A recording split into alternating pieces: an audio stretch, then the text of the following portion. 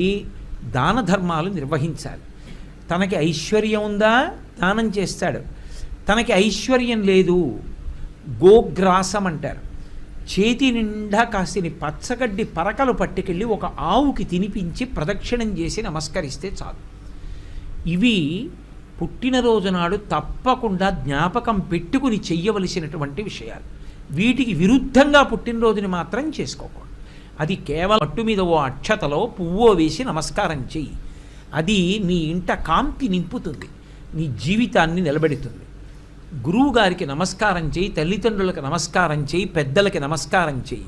వాళ్ళ నోటితో వాళ్ళు ఆశీర్వదించాలి. శతమానం భవతి శతాయు పురుషస్యతేంద్రియ ఆయుష్దేవేంద్రియే ప్రతిష్టతి అని. చక్కగా అలా దేవాలయానికి వెళ్ళి నీ పేరు మీద పూజ చేయించుకో, ఈశ్వరుడి అర్చన చేయి.